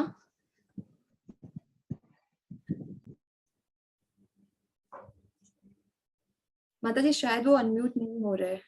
नहीं, संजय प्रभु जी हरे कृष्णा, अनम्यूट करें। हरे कृष्णा माता जी। हरे कृष्णा। माता जी एक्चुअली ना ये प्रश्न पूछने के लिए मैंने हाथ रेस किया है। अच्छा तो अच्छा। हाँ, आपने जो प्रश्न पूछा है उसका उत्तर मुझे स्पष्ट रूप से मालूम नहीं। ठीक है, पहले मैं ये बताऊं, मंदिर की सुंदरता किसी ने डाला है चैट बॉक्स में भी कि मंदिर की असली सुंदरता उनके भक्त है। विग्रह तो है भगवान का, पर जैसे हमें भगवान का इंतजार रहता है वैसे भगवान भी हमारा इंतजार करते हैं। तो मंदिर की सुंदरता सिर्फ विग्रह से होगी नहीं, जब भक्तों का संग होगा, हम सब का संग होगा, तब मंदिर की असली सुंदरता होगी। और भक्त की सुंदरता कहाँ से होगी, भक्त की सुंदरता होगी जो रोज हम अभी क्लास में आके कर रहे हैं, सदाचार से, वैष्णव सदा आचरण से। जब हम ये आचरण अपनी जिंदगी में लाएंगे, अप्लाई करेंगे और एक गहना हमारी आत्मा को पहनाएंगे, शरीर को नहीं, हमारी आत्मा को सदाचार का जब कोई गहना पहनाएंगे तो हमारी सुंदरता बढ़ेगी। ठीक है, हरे कृष्णा। हरे कृष्णा संजय प्रभु जी, आप अपना प्रश्न पूछ लें। हरे कृष्णा माता जी। माता जी प्रश्न मेरा ये है कि हाँ। मैं रोज ऑफिस जाने से पहले पूजा करता हूँ प्रतिदिन, और सुबह का आपका जो इस्कॉन अयोध्या से संचालित जितनी भी क्रियाएं हैं, सुबह मॉर्निंग का जपा, इस सेशन में डेली अटेंड करता हूँ। प्रश्न मेरा ये है माता जी कि जल्दी जल्दी में मैं पूजा करता हूँ तो फूल वगैरह जो है वो प्रीवियस डे का रह जाता है, विग्रह वगैरह के पास में, या जो फोटो है कृष्ण भगवान वगैरह का, तो उस पे रह जाता है। दूसरा है कि अगरबत्ती जलाने के बाद में मैं चंदन का टीका लगाता हूँ और फिर थोड़ा सा पुष्प वगैरह लगा के चले जाता हूँ। तो क्या ये विधि सही है या उसमें मुझे और कुछ सुधार की आवश्यकता है? प्रभु जी सदाचार में हम आगे बताएंगे कि क्या कैसे करना है। आज के जो क्वेश्चन था उसमें अगर कुछ आपको क्वेश्चन है तो आप बोलोगे आज के सेशन में, ये आगे सब चीजें आएगी, कैसे क्या करना है, विग्रह की पूजा का भी आएगा, तिलक का भी आएगा, कंठी माला का भी आएगा, भोग लगाने के बारे में भी हम बताएंगे, सब चीजें बताएंगे। ठीक है माता अब जी। जैसे कर रहे हो करिए, कोई बात नहीं है, आगे हम सिखाएंगे, इन डिटेल सिखाएंगे। आज जैसे प्रणाम के बारे में पीएचडी करवा ली आप सबकी, वैसे हम आगे कराएंगे। चरणामृत जिसे हमें पता ही नहीं था, हमें यही था ना कि चरणामृत पहते हैं हाँ निर्मल बुद्धि हो जाएगी सबकी, तमस कम होगा, ये तो हमें पता ही नहीं था कि चरणामृत के पीछे ये बात है, ये राज है, ये महत्व है। वैसे आगे सब चीजें बताएंगे प्रभु जी आपको। जी जी माता जी। हरे कृष्णा। हरे कृष्ण माता जी। हरे कृष्णा। हर- तब तक ये रखो। हरे कृष्णा लवलीन माता जी। लवलीन माता जी हरे कृष्णा, प्रश्न पूछे। हरे कृष्णा माता जी, मैं ये पूछना चाहती हूँ, पहले तो आपका बहुत बहुत शुक्रिया, आपने बहुत अच्छा हमें बताया सदाचार के बारे में। पर माता जी एक प्रॉब्लम ये आ गई कि 7 बजे भागवत की क्लास होती है और 7 बजे आपकी भी क्लास होती है, तो वो मिस हो रही है हमारी, क्योंकि उसका कैंटो 3 चल रहा है और वो मेरा मिस हो जाएगा। अरे लास्ट टाइम 6 बजे था तो लोगों ने बोला कि चेंज कर लो, तो अभी हमने 7 बजे किया। तो माता जी नेहा माता जी। जी माता जी हरे कृष्णा। हरे कृष्ण। हम प्रदोष प्रभु और माता जी देवकी माता जी से बात करके फिर चेंज कर देंगे, आप लोगों का सबका माता मिस। जी डे के हिसाब से देख लीजिए, क्योंकि 8 बजे फिर हमारा थर्ड लेवल की भी क्लास होती है, तो वो हमारा कॉन्टिन्यूसली क्लास रहती है। तो अच्छा अगर आप देख लीजिए कोई अच्छी सुविधा के हिसाब से, ठीक है हमारा माता जी। टाइमिंग अच्छा, मतलब डे भी चेंज हो जाए तो कोई दिक्कत नहीं है। ठीक है आप देख लीजिए। ठीक है ठीक है माता जी, धन्यवाद माता जी आपका। हरे कृष्णा। हरे कृष्णा हरे कृष्णा। तो हम लोग डे के हिसाब से और टाइम के हिसाब से देख लेंगे। पहले 6 बजे का नहीं था तो 7 बजे का किया, पर अभी डे भी देखते हैं कि अगर चेंज होगा कैसे होगा तो फिर ग्रुप में डाल देंगे। ठीक है। हरे कृष्णा। हरे कृष्ण माता जी। हरे कृष्णा। ईशु माता जी, हरे कृष्णा। हरे कृष्णा माता जी। हरे कृष्णा। जी। आप बहुत अच्छी तरह से हमें सिखा रहे हैं, मैं आपकी बहुत बहुत आभारी हूँ, मैं बता नहीं धन्यवाद सकती। माता जी, धन्यवाद। माता जी मुझे एक बात पूछनी है, कुछ कुछ ऐसे गुरु होते हैं जो हमें चरण वंदना करने नहीं देते, हमें उनके पैर छूने नहीं देते, तो ऐसे सूरत में हम कैसे प्रणाम कर सकते हैं उन्हें?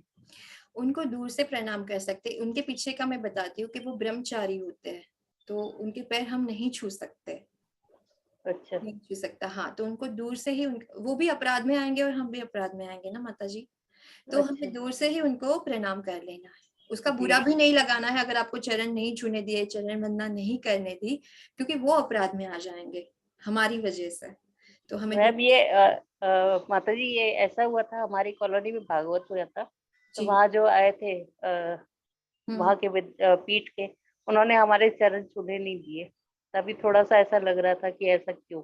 नहीं नहीं माता जी, वो ब्रह्मचारी भी होते हैं, वो छूने नहीं देते। कुछ ऐसे भी होते हैं, वो बोलते हैं ना स्त्रियों का स्पर्श नहीं करते, वैसे नहीं ही करना चाहिए, हमें दूर ही रहना चाहिए। दूर से ही उनको प्रणाम कर लो और बुरा नहीं लगाना चाहिए माता जी।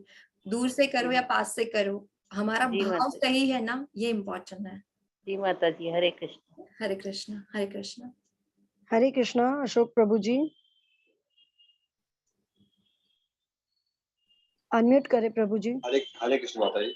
हरे कृष्ण प्रभु जी। हरे कृष्णा। माता जी प्रश्न ये था, क्रोध तो हमेशा दोष है, लेकिन कभी जैसे बच्चों को पढ़ाने में या कुछ शैतानी आपस में करते हैं, उसमें अगर थोड़ा क्रोध आ जाए, उसका क्या करा जाएगा? प्रभु जी बच्चे हैं, मैं खुद किड्स का क्लास लेती हूँ, मेरा एक्सपीरियंस है, मैं बताती हूँ। मैं जो किड्स का क्लास है वो 5-6 साल से बच्चे से लेके 12 साल के रहते हैं। उसमें 3 साल के 4 साल के भी बच्चे आते हैं। तो कंट्रोल कैसे करना है, खुद को कंट्रोल, ये हमारी ही टेस्ट है। उसको हम समझा के भी तो कर सकते हैं, ऐसा नहीं कि उनको मार के ही समझाया जाए। मार से क्या, माता जी थोड़ा गुस्सा कभी आ जाता है थोड़ा उनको समझा के भी बताया जा सकता है कि तुम ये नहीं करोगे। बच्चे क्या होते हैं, एक स्पॉन्ज होते हैं, पानी में डालोगे वो सब चीजें सोख लेंगे। अगर आप उसको प्यार से समझाओगे, ये करोगे तो उसके नुकसान ये है और ये अच्छा काम करोगे तो उसके फायदे इतने हैं, अगर प्यार से समझाओगे प्रभु जी, डेफिनेटली वो समझेंगे, क्योंकि ये बहुत प्योर सोल होती है। कोई बच्चे होते हैं बड़े नटखट होते हैं, टाइम लगता है कभी कभी समझाने में उन लोगों को, पर समझ जाएंगे। ये इतना मुझे पता है कि वो समझ जाएंगे आपको। आपके पास बिल्कुल ठीक है माता जी। नहीं कभी कभी जैसे लड़ गया, आपस में लड़ने लगे, थोड़ा सा डांट दिया, थोड़ा क्रोध तो आ ही गया, दोस्त तो हो ही गया। एक बात बताती हूँ, जब कोई गलत कर रहा है और अपने गलत कर रहे हैं तो वो उनको समझाना या डांटना वो दोष नहीं होता है। आप बोलोगे नहीं नहीं करने दो, समझाना भी नहीं है और डांटना ही नहीं है, करने दो, तो वो गलत होगा, फिर वो रिपीट होगा, तो वो गलत जगह पे गए ना। जब कुछ गलत हो रहा है, अपने अपने बच्चे कुछ गलत कर रहे, झगड़ा कर रहे, तो आप उसको समझा के भी अलग कर सकते हो, दोनों को अलग अलग बिठा के भी समझा सकते हो कि तुमने ये किया, वो गलत किया, तुम यहाँ गलत थे, इसको बोल सकते हो तुम यहाँ पे गलत थे, नेक्स्ट टाइम ये चीजें नहीं होनी चाहिए। और अगर वो टाइम पे गुस्सा भी किया तो उनके अच्छे के लिए किया। दोष देखना मतलब हम सामने वालों की बुराइयां देखते हैं प्रभु जी। बच्चों को समझाना वो अलग बात हो गई और डांटना अलग बात होगी, और दोष देखना वो बुराइयां कि ये इसका ये बुरा था, इसने ये ठीक नहीं किया, तो हम दोष देखते हैं उसका। बहुत अच्छा लगा, बहुत बहुत बढ़िया एक्सप्लेनेशन है, बहुत हाँ, अच्छा लगा। हरे कृष्ण हरे बहुत कृष्ण बहुत बहुत धन्यवाद। हरे कृष्ण। हरे कृष्णा ललिता माता जी, अनम्यूट करें। हरे कृष्णा माता जी। हरे सबसे कृष्ण। पहले तो आप बहुत अच्छा सिखाती है, मतलब आपका बहुत बहुत धन्यवाद। माता जी। हाँ, अभी मेरा सवाल ये है कि अभी आपने बताया था कि मुख दर्शन, तो मतलब हाँ हाँ, मुख दर्शन का महत्व बताया आज आपने। मेरा क्या होता है कि मैं किसी भी मंदिर में जाऊं या कहीं भी, मतलब ऑनलाइन भी देखूं, अगर कोई मुख दर्शन देखती हूँ, मतलब भगवान का मुख देखती हूँ, चेहरा देखती हूँ ना, तो हाँ। अपने आप मेरे ना आंखों में पानी आता है, मैं रोने लगती हूँ। तो ये सही है या गलत है, मतलब ये नहीं समझ में आता। तो भावुक हो गए आप। ये भाव है माता जी, जब हम भगवान से एक हो जाते हैं ना तो आंख में से अपने आप से आंसू आने लगते हैं। कोई दुख नहीं है, कुछ सुख नहीं है, सिर्फ उनके विग्रह को, उनके मुख को देखने का भाव है ये। वो अपने आंखों से हमारे गुजबम्प होने लगते, पता है, रोंगटे खड़े हाँ हो हाँ, जाते हैं, वैसे भी एकदम होता है ठंड माता होने जी। लगती हाँ है। हाँ तो ये हाँ भाव होता है और बहुत अच्छा महसूस होता है कि अरे 2 हाथ जोड़ दे, बहुत खुशी होने लगती है। वो भाव है माता जी। हाँ। अच्छा ठीक है, वो बुरा ओके, नहीं है। हरे अच्छा ओके, हरे कृष्णा। हरे कृष्णा। हरे कृष्णा विनोदिनी माता जी, अनम्यूट करें। हरे कृष्णा, प्रणाम। हरे कृष्ण माता जी, प्रणाम। माता जी, मेरे थोड़ा नेट का प्रॉब्लम हुआ, तो आप चरणामृत के बारे में बोला तो मैं थोड़ा सुन नहीं पाया।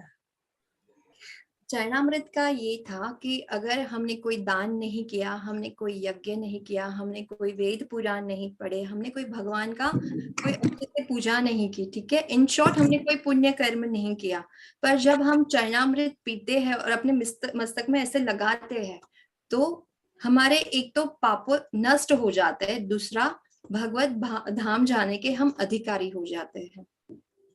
और इसका मैंने ये भी इम्पोर्टेंस बताया, जब हम चरणामृत लेते तो ऐसे लेना है हमें, एक हाथ ऐसे नहीं, यहाँ से के नीचे गिरे नहीं, जब गिरता है तो उसका भी अपराध माना जाता है, तो उसको ऐसे ले आप और फिर पी के मस्तक पर लगा के ऐसे करें। इससे क्या होगा, जो भी पाप कर्म हम किए हैं वो भी नष्ट हो जाएंगे, ऐसे हरिविलास ग्रंथ में बताया गया है शिष्टाचार में। ठीक है माता जी। हाँ हाँ, हरे कृष्णा। हरे कृष्णा, हरे कृष्णा। हरे कृष्णा रीना माता जी, अनम्यूट करें। हरे कृष्ण माता जी। हरे कृष्णा। मेरा सवाल तो मुझसे पहले वालों ने पूछ लिया। कोई बात नहीं माता जी। मैं ये पूछना चाह रही थी कि चरणामृत को मतलब कैसे ग्रहण किया जाए। ऐसे लेना है, हाँ गिरे बिल्कुल। नहीं, वैसे हाथ के नीचे एक हाथ और घर पे इसको कैसे बनाया जाए माता जी, घर बनाने की में मतलब तो क्या विधि। विधि तो चरणामृत की यही है कि जो हम वहां पे मंदिर में लेते हैं तो भगवान को जो चरणों को धोते हैं और उसका जो पानी होता है उसमें कुछ सुगंधित द्रव्य और फूल मिलाए जाते हैं, वो चरणामृत होता है। अच्छा, एक आप अभी बता रही थी कि बच्चों की भी आप गीता क्लास लेती हैं, जी तो माता। उसमें मतलब बीच में भी आप एनरोल कर सकते हैं इसको। मेरी मतलब बेटी है, मैं उसको चाह अभी रही हूँ। माता जी अभी वो शुरू हो गया, अब आज तो चैप्टर 11th है, 11th तक हम पहुंच गए हैं, पर जो जून है नेक्स्ट बैच उसका भी एनरोलमेंट स्टार्ट हो गया माता जी। अच्छा अच्छा, हाँ ठीक है माता जी, धन्यवाद माता जी। हाँ, हरे कृष्णा। हरे कृष्ण। हरे कृष्णा शिखा माता जी, अनम्यूट। हरे कृष्णा। हरे हरे कृष्णा माता जी। हरे माता जी कृष्णा। आप बहुत अच्छा समझा रहे हो, बहुत थैंक अच्छे से कर रहे हो। माता जी मुझे एक चीज पूछना था, अभी आपने थोड़ी देर पहले बताया था कि आपकी क्लासें हैं, कुछ कुछ किसी ने बताया था, तो माता जी मुझे ये पूछना है, जैसे ये श्लोका की क्लास होती है ना, हाँ, तो माता जी मुझे भी लिंक चाहिए था गीता श्लोका, के श्लोक सीखने के लिए। हाँ जी। हाँ श्लोका की क्लास की लिंक तो मेरे पास नहीं है, पर ग्रुप से मैं किसी को लेके आपको दे देंगे। हाँ ठीक, जी, अगर उसको रजिस्टर्ड होता हो तो मैं करवा दूंगी। जी जी बट जरूर माता जी। हाँ, तो स्टार्टिंग से गीता के श्लोक सीखना माता जी। जी जी होते हैं क्लोज, श्लोक के भी क्लास होते हैं। हाँ जी। हाँ, ये एक हर्षा माता महाराज जी जी के हैं, पास। एक प्रभु जी हैं अपने दिल्ली पंजाबी बाग से, तो वो करवा रहे हैं, मॉड्यूल 3 चल रहा है।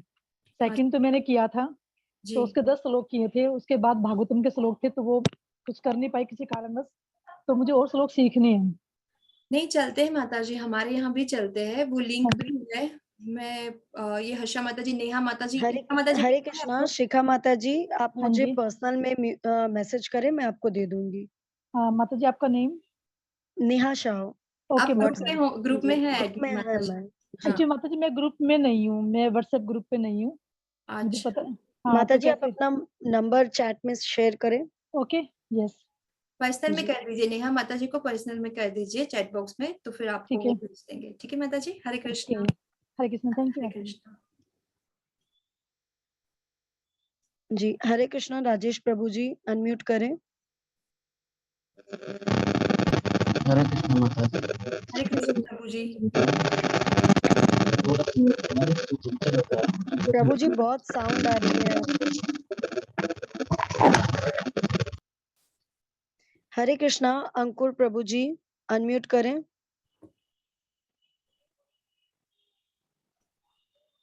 हरे कृष्णा माता जी, दंडवत प्रणाम। हरे कृष्ण प्रभु जी, प्रणाम।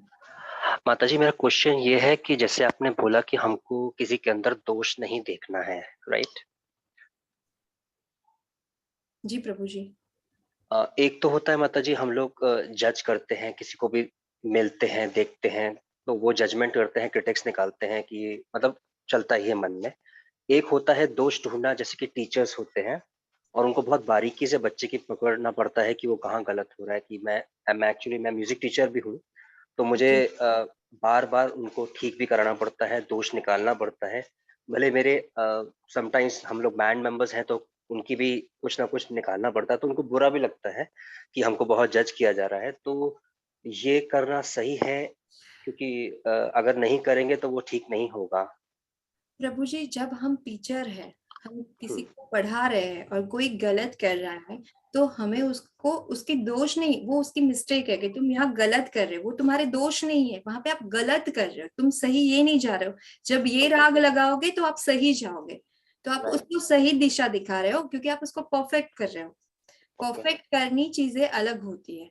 और जब हम किसी को क्रिटिक्स करते हैं, दोष देखते हैं, देख मुझे पता ही था इसका यही दोष है, देख मुझे पता ही था ये यही करेगा, 2 चीज अच्छी की 5 खराब कर ली ना इसने, दोष देखे हमने। वो दोष देखना मतलब नेगेटिव। यहाँ पे जो आप अपने स्टूडेंट को कर रहे हो, वो उसकी अच्छाई के लिए कर रहे हो कि वो एग्जाम में उसको माइनस पॉइंट ना मिले या वो फेल ना हो उसके लिए। तो ये आप राइट, उसको टीच कर रहे हो और यहाँ पे हम क्रिटिक्स कर रहे हैं, तो दोनों अलग चीज है। ओके।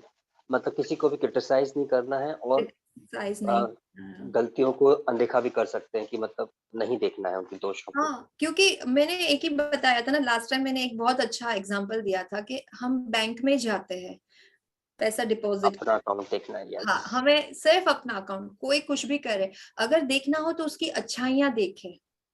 वो राइट, अच्छा कहाँ है वो हम अपने में लाए कि इसकी ये अच्छी बात है ना, मैं भी ऐसे करने की ट्राई करूंगा। बुराइयां नहीं देखनी, अगर बुराई देखेंगे तो तमस आएगा, नेगेटिविटी आएगी, इतनी दिमाग में बुराइयां, इतनी नेगेटिविटी आएगी, तो हमें वो चीजें राइट, करनी ही नहीं है। हमें सदाचार के थ्रू भगवान के नजदीक जाना है, हमें अपने घर जाना है। और राइट, सदाचार क्या है? हमारी आत्मा का आभूषण है। शरीर को तो बहुत पहना लिया, अभी आत्मा को तो पहनाने का टर्न आया है ना? राइट जी। तो आत्मा को पहनाए। ठीक है थैंक यू प्रभु? माता जी। हरे एक कृष्ण। क्वेश्चन और था माता हाँ जी, जी जी। जैसे आज आपने चरणामृत का बताया था कि वो अ, गिरना नहीं चाहिए, वो ठीक है। जी। बट मैंने मतलब पहले मैं भी ऐसे ही चरणामृत ग्रहण करता था। तो मुझे किसी ने बोला कि आप मुँह से लेने के बाद जो झूठा हाथ है, उसको शिखा पे ना लगाएँ, मतलब सर के ऊपर ऐसे नहीं करना चाहिए। तो ये शिखा जो है वो हमारा सहस्त्रार चक्र है और बहुत इम्पोर्टेंट है, उसके ऊपर आपको अपना झूठा हाथ नहीं लगाना चाहिए। ऐसा मुझे किसी विद्वान ने मतलब पूजा कराते वक़्त मुझे टोका था। मेरी बचपन से आदत है कि ऐसे ग्रहण करना और सर के ऊपर लगा लेना। तो तो पता नहीं, अभी आज आपको देखा तो फिर से रिकॉल हुआ कि उन्होंने मना किया था मुझे। प्रभु, ऐसे तो बहुत लोग ऐसे मिलेंगे कर्म कांड में, ये मत करो वो मत, पर ये पिया किसका है? हमारे राधे कृष्ण के चरणों से। जब हम पीते हैं तो हमारे ही मुंह को लगाते हैं, हमारा ही शरीर है ये। चरणामृत हमारे शरीर को पवित्र करता है, शरीर हमारे मन को पवित्र करता है। हमारे जब इसमें इतनी ताकत है कि हमारे पाप को जला सकता है, तो यहाँ पे लगाने से क्या फर्क पड़ता है? राइट, है ना? ठीक प्रभु है माता खुद जी। खुद यहाँ पे बताया है हरि विलास ग्रंथ में कि जब चरणामृत को ग्रहण करेंगे तो हमारे दोष संपूर्ण नाश हो गया। अब सोचो कितना प्रभावशाली है, वो कैसे खराब कर सकता है हमारे सहस्त्र को या फिर हमारी शिखा को, राइट माता जी। है ना? ठीक है। हरे हरे कृष्णा माता जी, thank you so Hare much. Krishna. Hare Krishna. Sonia माता जी अनम्यूट करें। हरे कृष्णा माता जी। हरे कृष्णा। माता जी एक उषा माता जी को और ऐड कर लो। हाँ बोलो बोलो माता जी। नंबर बोलना पड़ेगा उसका। सोनिया ऐड माता करना जी, है तो हाँ। हरे कृष्णा। सोनिया माता जी, आप मुझे पर्सनल में व्हाट्सएप करें, उनका नंबर दें, मैं आपको भेज दूंगी लिंक। अच्छा माता जी आपका नंबर मेरे पास नहीं है। आप ग्रुप में माता हो जी ना आप माता ग्रुप में जी? है ना? हाँ हाँ जी ठीक है माता जी। हरे जी, कृष्णा। हरे कृष्णा। मैं चैट में वैसे अपना नंबर सेंड कर दे रही हूँ। हाँ माता जी, यही करो तो जिसको काम है वो डायरेक्ट माता जी को ही कांटेक्ट कर ले। जी। ठीक है। हरे प्रेमलता कृष्ण। माता जी, प्रभु जी, हरे कृष्णा। अनम्यूट करें। हरे कृष्ण माता जी। हरे माता जी कृष्ण। हाँ, हरे कृष्ण। मेरा भी वही प्रश्न था, वो सर जी ने कहा था, प्रभु जी ने, किसी ने मुझे यही कहा कि आप, उन्होंने उल्टा कहा लेकिन मुझे ऐसे कहा था कि आप चरणामृत का अपमान कर रहे हैं, आप उनको अपने सिर से पोंछ रहे हैं, मतलब आप उसका इसीलिए मैंने भी वो छोड़ दिया था। चलो, अगर हम चरणामृत ऐसे पीते तो गीले हाथ को क्या करेंगे? अपने कपड़े से ही पोंछेंगे ना। हाँ, वही उन्होंने कहा कि सिर पे से नहीं पूछना चाहिए, अपमान हुआ भगवान का। ऐसे वो उन्होंने ऐसे मतलब कहा था कि चरणामृत का अपमान हुआ कि आप उसको अपने सिर से पोंछ रहे हैं। हम सिर से पहुंच नहीं रहे, हम अपने, जब भगवान का आशीर्वाद लेते तो कैसे करते? ऐसे करके ऐसे करते हैं ना, ऐसे करते हैं। नहीं, हमारी आदत ऐसी ही थी, लेकिन मुझे राधा कृष्ण के मंदिर में ही किसी ने टोका था कि आप ये क्या कर रहे हैं, सिर से क्यों पोंछ रहे हैं। मैंने कहा कि माता वो जी, तो मेरी आज आपने देखा ना कि बचपन की आदत है। चरणामृत का जो इम्पोर्टेंस है, जो महत्व है, जो हमारे पाप को भी जला सकता है। हाँ जी, हाँ जी। तो क्या बोले अभी? नहीं, वही मुझे ये मिसकंसेप्शन अभी पता, आपके माध्यम से पता चला, अच्छा लगा। तो मतलब मेरी वो आदत मैं वापस चालू कर दूंगी, क्योंकि it is very good actually. I realized it कि आप तो एकदम सही बोल रहे हैं, क्योंकि और उन्होंने तो कुछ किसी मतलब कुछ ये नहीं दिया कि हाँ ये लिखा है वहाँ ये, उन्होंने तो खाली कहा है कि ऐसा नहीं करना चाहिए, पुष्टि नहीं है मतलब उसकी। सही है। यहाँ मैंने बोला ना कि जब हम सदाचार हाँ। सीखेंगे, लॉजिक के साथ सीखेंगे, कोई इलॉजिकल चीजें नहीं है यहाँ पे। और कृष्ण इतने कृपालु है, इतने कृपालु है, हम इतने ढीठ है, इतने सही बात। पाप कर रहे हैं, इतना हाँ माता जी, सब कर रहे हैं। तो कृष्ण हर दरवाजा खुला रखा है, तू ये सही कर है। तो मुझे पाएगा, तू ये कर तो मुझे पाएगा। और हम सही फिर है। भी क्या कर रहे हैं? रिजिड धोखा है। नहीं पड़े हैं, बिजी, टाइम नहीं है। हमें टाइम निकालना है, अपने लिए निकालना है, तभी तो अपने घर जा पाएंगे ना माता जी। नहीं, सही बात है माता जी। ठीक है, हरे कृष्ण हरे माता जी। कृष्ण माता जी।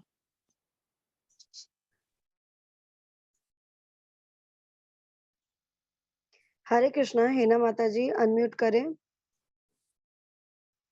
हिना माता जी, हरे कृष्णा। हरे कृष्णा। हरे कृष्ण माता जी। मैं 10 दिन से ये क्लास ज्वाइन नहीं पाई कोई कारणवश, तो मुझे इसका ऑडियो मिलेगा क्लास का? माता जी, वीडियो अवेलेबल है यूट्यूब पे ऑलरेडी। लास्ट क्लास का वीडियो आ गया था, यूट्यूब पे डाल दिया है, ग्रुप में भी डाल दिया था। माता जी फिर से आप डाल देना, और आज क्लास का जब आ जाएगा ना तो वो भी डाल दिया जाएगा यहाँ पे।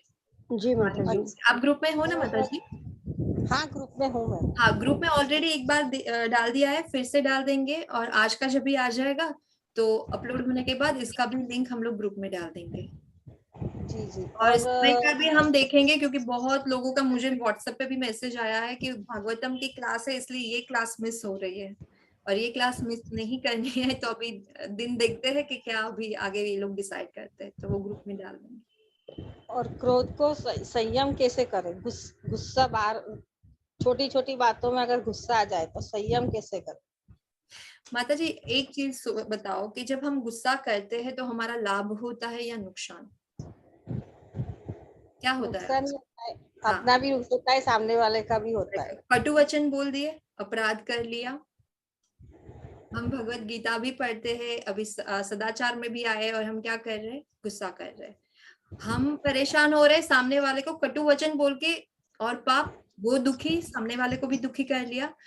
जब गुस्सा आए ना माता जी, हरे कृष्ण मंत्र का जप कर ले, हरे कृष्ण कृष्ण कृष्ण हरे हरे, हरे रामा राम रामा हरे हरे। ये मंत्र जब तक गुस्सा नहीं जाता ना, तब तक कंटिन्यूस वो बोलते रहो। आप देखना अपने आप से चला जाएगा। चीजें टाइम लगेगी, क्योंकि ये स्वभाव है हम सबका। गलतियां हम करे चलेगा, पर सामने वाले को तो करने की परमिशन ही नहीं है, वो नहीं करना चाहिए।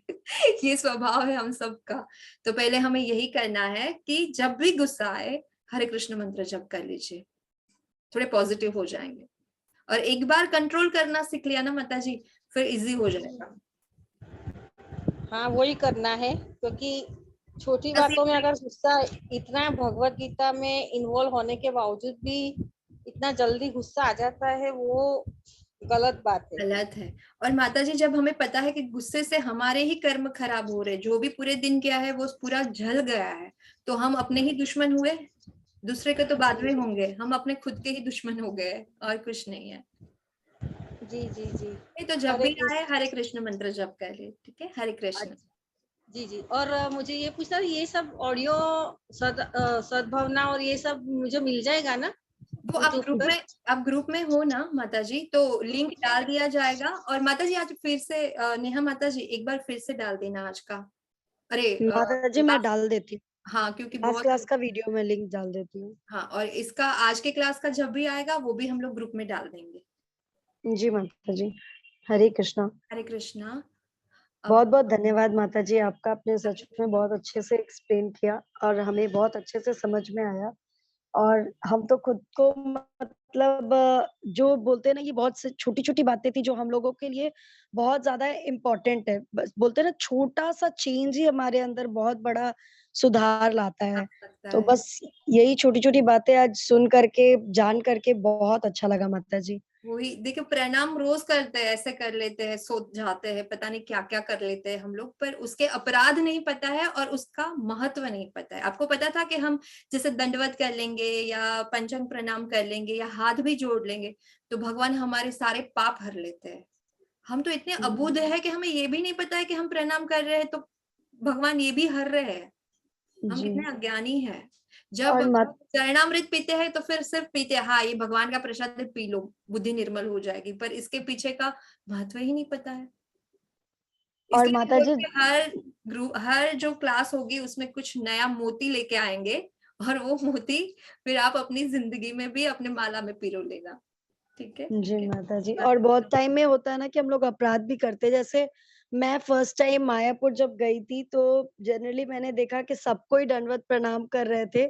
तो उस दिन मेरे साथ भी मतलब ये चीज हुआ कि मैं भी वैसे प्रणाम करने जा रही थी, बट फिर वहां पे बोला उन्होंने कि नहीं, माताएं ऐसे प्रणाम नहीं करती है, पंच प्रणाम करती है। तो मुझे उस दिन रियलाइज हुआ कि ओके, हम फिर मुझे मेरे मन में भी हो रहा था कि ऐसे क्यों नहीं करते, मतलब क्यों नहीं करना चाहिए। लेकिन फिर जब पढ़े हैं तो मतलब अभी पढ़ रहे, जान रहे, तब लग रहा है हाँ ठीक है। हमें पता नहीं है ना कि ये सब चीजें है, उनके पीछे का लॉजिक नहीं पता है, उनके पीछे की कुछ चीजें नहीं पता है। पर जब अब ये क्लास में आया है, ये हम सबके लिए नई बात है। सदाचार सदाचार सुनते हैं, पर ये कोर्स हम सबके लिए नया है। और जब हम समझेंगे, अपनी जिंदगी में लाएंगे और हमें देख के हमारे बच्चे करेंगे ना, तब ज्यादा अच्छा लगेगा हमें कि वो भी एक अच्छे रास्ते पे जा रहे हैं माता जी, है ना? अभी तो हरे कृष्ण माता जी। हरे कृष्ण। और माता जी अभी किसी का है क्वेश्चन? नहीं माता जी, किसी का कोई प्रश्न नहीं है और हैंड रेज नहीं है। विवेक प्रभु जी, आप रिकॉर्डिंग स्टॉप कर दे। तो अभी क्लास ओवर करते हैं। वाचा कल्पतरुं कृपा सिंधुं एव च पतितानां पावनेभ्यो वैष्णवेभ्यो नमो नमः। सभी को हरे कृष्णा। और अगले गुरु अगर चेंज रहेगा कुछ भी तो माता जी हम हरे कृष्णा माता जी। हरे कृष्णा। हरे कृष्णा। हरे कृष्णा माता जी। हरे कृष्णा माता जी। हरे कृष्णा माता जी। हरे कृष्णा। धन्यवाद माता जी। हरे कृष्णा माता जी।